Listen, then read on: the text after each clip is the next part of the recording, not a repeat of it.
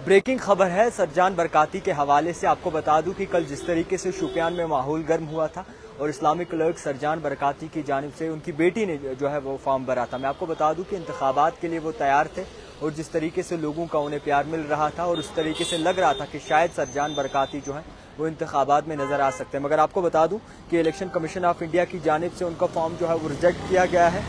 और आपको बताना चाहूँगा कि नॉमिनेशन जो फॉर्म था डॉक्टर अब्दुल बारी नाइक का और इसी के साथ साथ सरजान बरकाती और 24 और भी बाकी ऐसे कैंडिडेट्स हैं जिनका असेंबली इंतखाबात के जो फॉर्म थे वो बाकायदा तौर पर इंतजार कर रहे होंगे। मगर फिलहाल के तौर पर डॉक्टर बारी नाइक और सरजान बरकाती का जो फॉर्म था वो रिजेक्ट किया गया है इलेक्शन कमीशन ऑफ इंडिया की जानिब से।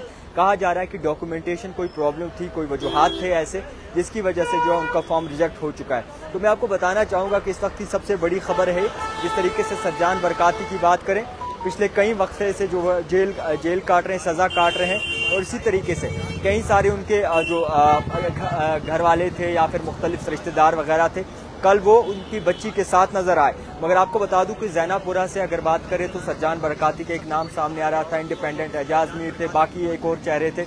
मगर उसी हवाले से मैं आपको बताना चाहूँगा कि कांटे की टक्कर थी। मगर अब जिस तरीके से ये खबर आ रही है कि सरजान बरकाती का फॉर्म जो है वो कैंसिल हो चुका है इलेक्शन कमीशन ऑफ इंडिया की जानिब से, उनका फॉर्म जो है वो उसका स्टेटस जो है वो रिजेक्टेड दिखा रहा है। वजूहात क्या हो सकते हैं अभी इसके बारे में भी जो है पता लगाना बाकी है। मगर ये जराए की तरफ से जरूर सुनने को मिल रहा है कि डॉक्यूमेंटेशन कोई प्रॉब्लम थी जिसकी वजह से सरजान बरकाती का ये फॉर्म जो है वो एक्सेप्ट नहीं किया गया। अगर आपको मैं स्टेटस दिखाने की कोशिश करूं तो इलेक्शन कमीशन ऑफ इंडिया की जानिब से इनका स्टेटस दिखाया गया है, जिनका नाम पूरा जो है सरजान अहमद वागे है, जैनापुरा कॉन्स्टिट्यूंसी से ये बिलोंग करते हैं जम्मू कश्मीर, और इनका फॉर्म जो है वो रिजेक्ट कर दिया है। तो फिलहाल के तौर पर सियासत में जिस तरीके से हलचल मची थी और सियासत में बाकायदा तौर पर बड़ा घमासान हुआ था जब सरजान बरकाती का नाम आया था।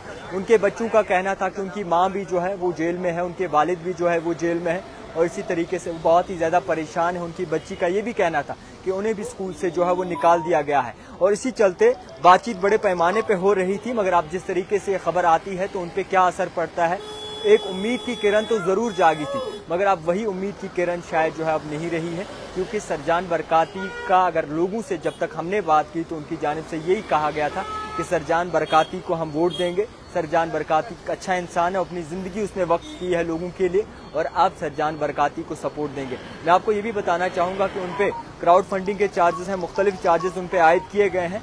मगर अब जो आशंका थी, जो उम्मीद थी वो अब नहीं रही। सरजान बरकाती का फिलहाल वक्ती तौर डॉक्यूमेंटेशन प्रॉब्लम होने की वजह से उनका फॉर्म जो है वो रद्द कर दिया है इलेक्शन कमीशन ऑफ इंडिया ने।